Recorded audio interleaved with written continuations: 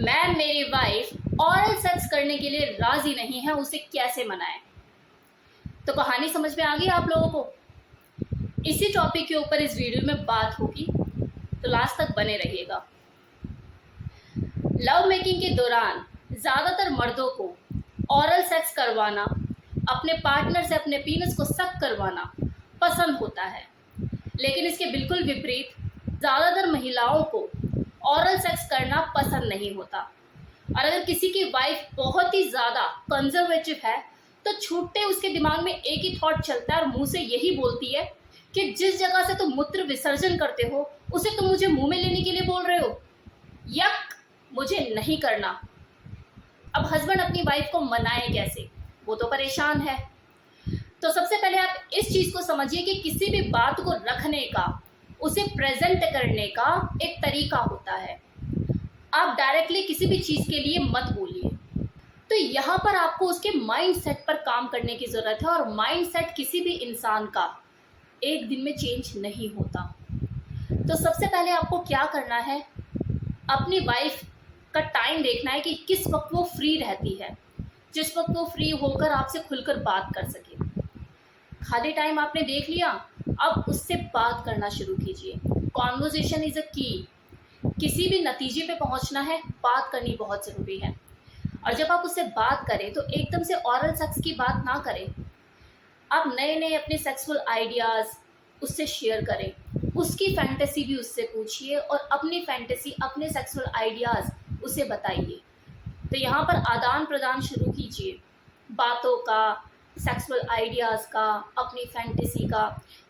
ये कॉन्वर्जेशन, ये आपस की बातचीत आपको बूस्ट करेगी और एक कंफर्टेबल माहौल तैयार करेगी, ताकि आप आगे जाके ऑरल सेक्स के बारे में उससे बात कर सकें। और जब बातें करते करते आधे घंटे के बाद आप जब ऑरल सेक्स के ऊपर बात करना शुरू करें, तो आप बातों ही बातों में ऑरल सेक्स को इतना हल्का बना दीजिए कि आपकी वाइफ को ऐसा लगे कि ये तो बड़ा नेचुरल सा एक्ट है, ये तो कुछ है ही नहीं, मैं वैसे ही घबरा रही थी।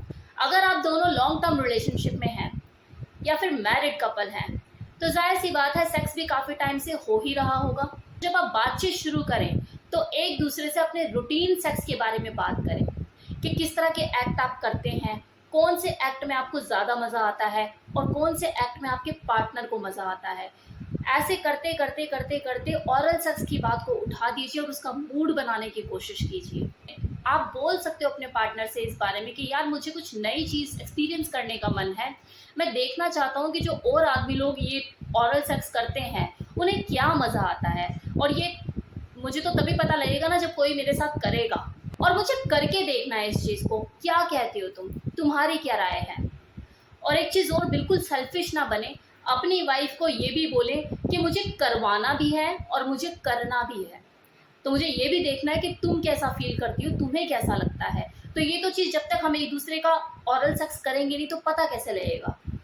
और वैसे भी सेक्स लाइफ में दो लोगों की अपनी हिस्सेदारी होती है, आप अकेले नहीं हो, तो इस चीज़ का ज़रूर ध्यान रखें।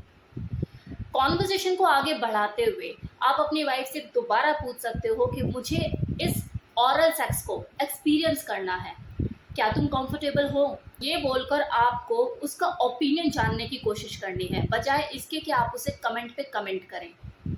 और अगर मान लो उसका जो जवाब है वो नहीं होता जो आपके कानों को सुनना है, तो उसके बावजूद भी आप उसकी पूरी बात सुने, जिससे आपको पता लगेगा उसके दिमाग में चल क्या रहा है, वो सोचती क्या है, उसका थॉट प्रोसेस क्या है। अब भले आपकी जो वाइफ है वो आपको मना कर दे, एग्री ना हो, लेकिन उसके दिमाग में आपने ऑरल सेक्स का एक कीड़ा, एक ख्याल डाल दिया, जो कि ये बहुत ज़रूरी था। अब आपको क्या करना है, एक लंबी खामोशी पे चले जाना है। आपको कुछ बोलना नहीं है दोबारा ऑरल के लिए, आपको उसके ओपिनियन की, उसकी राय की रिस्पेक्ट करनी है। और जब भी आप सेक्सुअल एक्टिविटीज़ करें, जब भी आप दोनों इंटीमेट हो, फिजिकली एक्टिव हो, सेक्स के दौरान आपके बिहेवियर में कोई चेंज नहीं आना चाहिए। उसे आप ये बोलने का मौका मत देना कि अच्छा मैंने तुम्हारी वो बात नहीं मानी ना, इसलिए देखो तुम इस तरह से करते हो। अब आपके बिहेवियर बिल्कुल पहले जैसा ही रहना चाहिए, बिल्कुल पहले की तरह आप सेक्स कीजिए, आपके एटीट्यूड में, आपके बिहेवियर में कोई चेंज उसको दिखना नहीं चाहिए। इनफैक्ट कुछ लोग होते हैं जो बार्गेनिंग करने लग जाते हैं, सौदेबाजी करने लग जाते हैं, जब तक तू ये नहीं करेगी मैं ये नहीं करूँगा, उसका कोई फ़ायदा नहीं है। तो आप लंबी खामोशी रखिए, कुछ मत बोलिए उसे, 10-15 दिन गुजरने दीजिए, 1 महीने भी, 2 महीने भी, कुछ नहीं बोलना, आपको दोबारा बात ही नहीं करनी है ओरल सेक्स के ऊपर। इसके बाद जब वो देखेगी कि आपके बिहेवियर में तो कोई चेंज नहीं है और आप बिल्कुल पहले जैसे ही मुझसे बात करो, पहले की तरह ही सारी हमारे बीच में फिजिकल एक्टिविटीज़ है, तो हो सकता है after 10 days, 15 days, may be 1 month, 2 month, 3 month, 6 month के बाद भी जो कीड़ा आपने उसके दिमाग में ओरल सेक्स का छोड़ा था वो एक्टिव हो जाए कि यार मेरा हस्बैंड, उसने मुझे उस दिन इस चीज़ के लिए बोला और मैंने नहीं किया, लेकिन इसके बिहेवियर, इसके एटीट्यूड में बिल्कुल फ़र्क नहीं आया, मेरी रिस्पेक्ट की इसने, मेरे उस ओपिनियन की, मेरी उस राय को वैल्यू दी इसने, क्या मैं इतना नहीं कर सकती? चल कोई नहीं, चल करके तो देखती हूँ।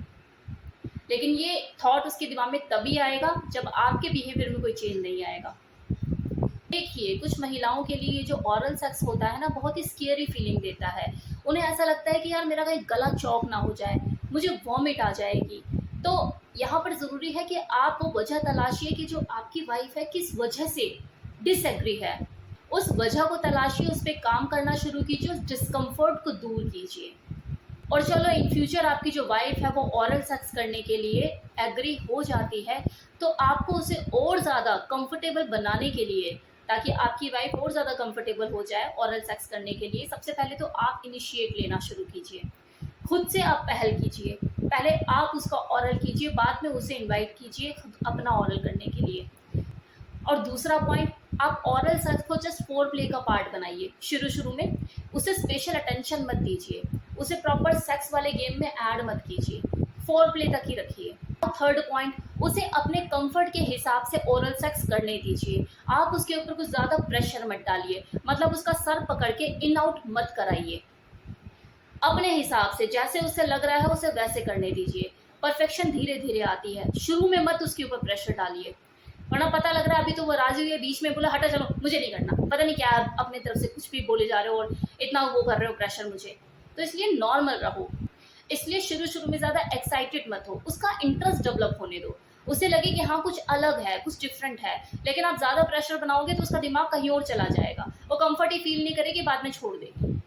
और जब सेक्स खत्म हो जाए तो आफ्टर प्ले के दौरान आप दोनों ही जब एक दूसरे को कडल कर रहे हो, हग कर रहे हो, तो उस बीच उसका ओपिनियन पूछिए कि कैसा लगा तुम्हें, अच्छा लगा, नहीं लगा, जो भी उसकी राय है उससे जानिए। ये बहुत ज़रूरी है क्योंकि आपने कोई नई चीज़ को एक्सपीरियंस किया है, ट्राई किया है, तो सामने वाले को ओपिनियन लेना बहुत ज़रूरी है। और फिर धीरे धीरे आप दोनों को खुद ही नहीं पता लगेगा, ये जो ओरल सेक्स है ये एक बहुत ही नॉर्मल सी चीज़ लगने लग जाएगी, कोई बहुत बड़ा हवा रह ही नहीं जाएगा उस आपकी पार्टनर के लिए, बहुत नॉर्मल हो जाएगा। और एक बात और जो कि बहुत बहुत ज़रूरी है, क्योंकि ओरल सेक्स का मामला है, ओरल सेक्स की यहाँ पर बात हो रही है, तो ओरल सेक्स में सेक्सुअल ट्रांसमिटेड डिजीज़ होने के बहुत ज़्यादा चांसेस होते हैं। तो जब भी आप अपने पार्टनर के साथ ओरल सेक्स करें तो डेंटल डैम का यूज़ करना ना भूलें, चाहे आपका बॉयफ्रेंड है या आपके हस्बैंड है। तभी ओरल सेक्स करें जब आपको अपने पार्टनर की मेडिकल हिस्ट्री अच्छे से पता है, ताकि आपको कोई इन्फेक्शन या किसी भी तरह की कोई बीमारी ट्रांसफ़र ना हो जाए, क्योंकि इससे सेक्सुअल ट्रांसमिटेड डिजीज़ के चांसेस बढ़ जाते हैं। जब भी ओरल सेक्स करने का प्लान करें तो आपका वो बॉडी पार्ट साफ़ सुथरा होना चाहिए, उससे पहले आप शावर भी ले सकते हैं तो ज़्यादा बेनिफिशियल रहेगा। देखिए, फिज़िकल प्लेजर अपनी जगह है लेकिन स्वास्थ्य अपनी जगह है। आप प्लेजर के चक्कर में अपनी हेल्थ के साथ कॉम्प्रोमाइज़ नहीं कर सकते, तो इन बातों का ज़रूर ध्यान रखिएगा। मेरी तरफ से इस वीडियो में इतना ही। Thank you so much.